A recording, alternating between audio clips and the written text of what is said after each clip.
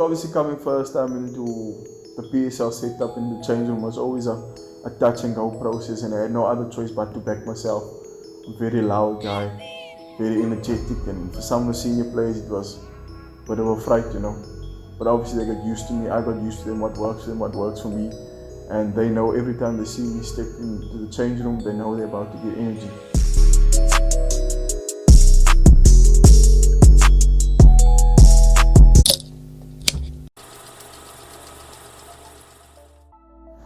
My name is Cariston Diedericks. I'm 24 years of age, born and bred in Port Elizabeth, a small community called Boysen Park. I was obviously born in 1997, 12th of January, and through my early age, so I think at the age of about grade 4, my family relocated to East London. And before that time, I was heavily involved with football. I played for a club called Fairview Rovers. My father was involved with the local community, Boysen Pride Football Club. I couldn't join at the time. I was a kid man at one stage. I got paid with some chips, some snacks, lollies, and my father, he gave his time and love towards those guys. There was guys who were unemployed at the stage, and he just wanted to get them off the streets because we knew about the environment that we're in, and to get those guys off the streets, to get them playing football. And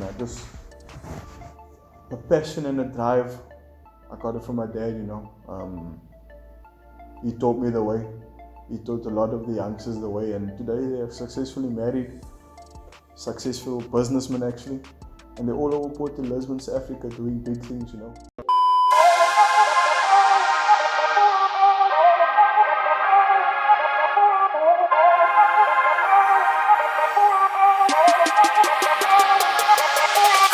My dream was to be a footballer, of course, at the time. But then with the relocation, going to East London, I went to a school called Cariston Park Primary. But then I had much soccer and obviously got involved in the wrong thing. You can imagine the two total different environments coming from Boysen Park to moving to Vincent Park. I was way behind the other kids in terms of academics, in terms of etiquette and ethics. I found myself in a lot of trouble. I was in detention most of the time, and funny enough, that's how my cricket career started. I was playing for a 10F team at a stage. I just had too many detention sessions scheduled, and that team always had 1 or 2 people short, and I managed to play there, and before I knew it, open my eyes, became serious. Fast forward a couple of months, I found myself playing provincial cricket. My family decided they want to relocate back to Port Elizabeth, come back to our roots, and I knew with all the gangsterism, violence happening here in northern areas in Boysen Park that I'll probably be swallowed by the environment. I decided that's not what I'm doing. I took a bold decision, told my parents I want to stay for all costs. My parents financially, to be honest, could not afford for me to go to a school of that caliber in Port Elizabeth. So my only way out of the hood, so to speak, was to get some sort of sports bursary.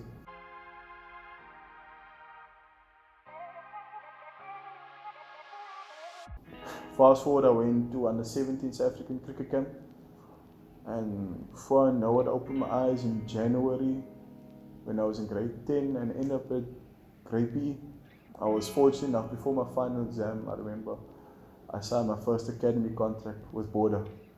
So I had to relocate after high school, obviously played some cricket there. Obviously we played for 6 months in Africa, and I was afforded the opportunity to go 6 months abroad. I took my first gig in Scotland, Edinburgh, played for a club called Stuart Melville. Being in Scotland, I was obviously overweight at the time, and funny enough, that's when my fitness journey started. Got there and I realized I wouldn't be able to make this thing consistent if I did not keep my fitness levels up. Came back and I lost about 17 kgs after 6 months, and I learned how to do gym work, learned how to good eating habits, sleeping habits. At the time I was playing academy cricket in South Africa, and which qualified me as a semi-pro overseas. The overseas pro, still a good friend of mine, Shaylin Pillay. He was at the Lions at the time. We had a good chat with one another. Stuart Melville was a club that just got promoted to the Premier League, and we realized that if we don't win games, we'll be going down again. And we had a chat one night and he said, I can't do this alone, obviously need you. And my dad fought the diabetic illness throughout most of his life, and I was slowly falling into that trap, And I saw how the uncles and aunts around me fell away with diabetes, and I didn't want to follow down the same route, And I just wanted to be a good example for the kids back home. I realized that I'm not going to be a professional footballer. At that time, I thought I would be a fully fledged professional cricketer. And it obviously never happened, but I always wanted to be an example for the community. And obviously that's where strength conditioning comes from, and I can't preach something I don't practice myself, and that's how I fell in love with the fitness journey. I remember coming back from Scotland. What now? Because my South African contract had ended at the time, and I was not afforded opportunity for contract extension, and I knew the only way out now is to study. And I was trying to find certain things to be interested in to study. Fine enough, I came across ETA College. That's where I started. I spent a couple of years there, finishing all my qualifications. In my final year of studies, I needed a certain amount of hours, and Coach Van during Francis had contacted me back then. I just got to meet Dane Clayt, quite renowned name in South African football, and I was doing a certain amount of hours here and there. And before I knew it, I was regular at Peacemakers ABC Mutseka side, which is known as BCM Stars now. Found myself a couple of sessions there. Fast forward 4, 5, 6 months, I was a regular there, became the team strength conditioning coach. We finished well that season. From there, I had a couple of stints with the MDC side, Chippa United, and I remember going to the bubble. Like I said earlier, made my debut in Cape Town City at Orlando Stadium. You know, when you're a kid, it's all you ever dream and think. Eat, you sleep, whatever that. For example, it's football. You eat, you drink, you sleep, but you do everything possible in your physical power to make it happen. Not all of us will become professional athletes. It can be 10 of us in a room. If 2 out of the 10 will make it, it's a lot. That's what I tell my athletes every day.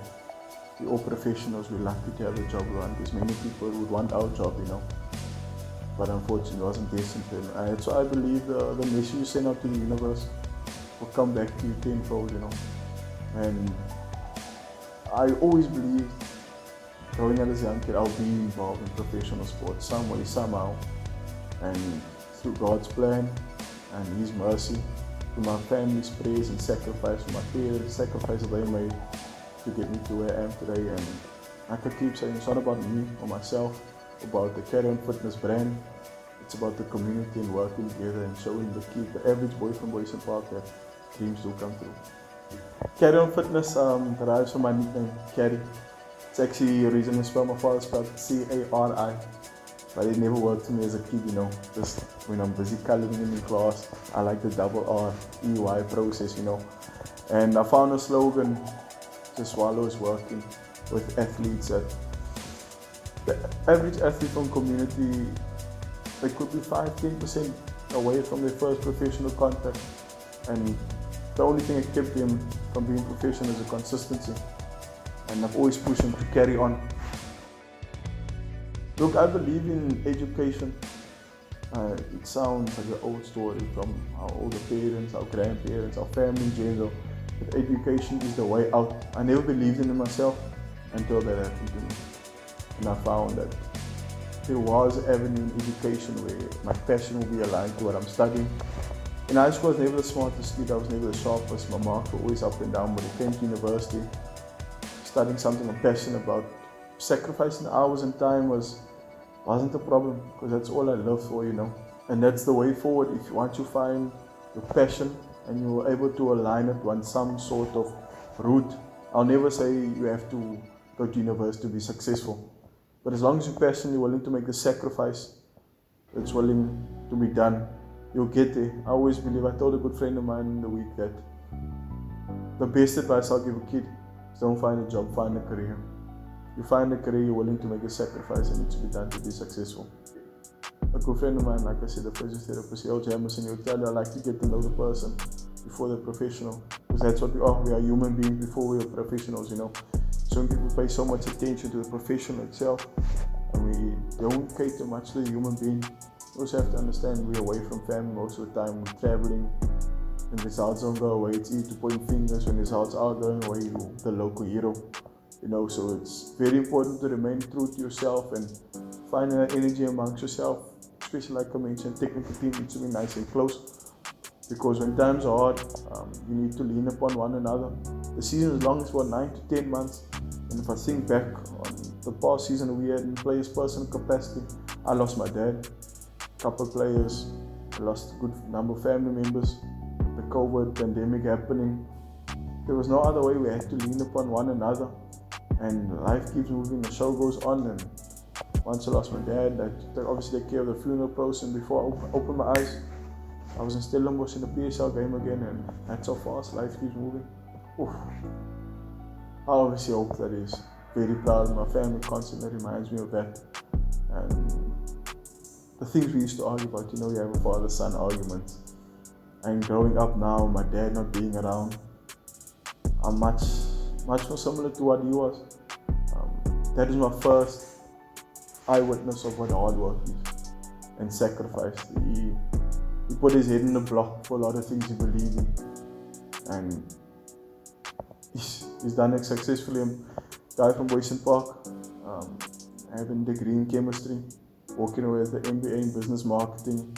You don't hear of that too often. So there's got to be something within that man that I could have learned, and trust me, I've learned a lot. And I think I'm learning much more with him not physically being around. I'll sit down, I think what my dad would say now, and those are the type of things that lead me through the hard decisions in terms of running the family now, running my own brand, and obviously being part of a big brand like Chippa United itself, and my own personal brand, CarreyOn Fitness, and that it's always on display around the country, around Africa, on television. It's not just about myself, it's about being the next example. So when your time has come to end, making sure your brothers and sisters can take the best route forward and make better decisions than you did. Oh, tight as can be. Obviously, you get through your teenage years, you always have nitty-gritty type of things. But we came very close when I started leaving home. I left home for my first overseas tour at 13 years old in Dublin, and he would never say to myself face to face, "Oh, you did this, you traveled there, you did that at such a young age." All he would say, "Proud of me, but remain humble." I would receive messages and phone calls from family members, say my dad in televised games would pause, and yes, I'll take a picture and he'll send it, then he'll press play. I remember the one time we played Kaizer Chiefs here at home, and we lost 1-0. I came back from the game, came home, and he was still watching the game. And asked him, I don't understand, the game is still on, the game is done already.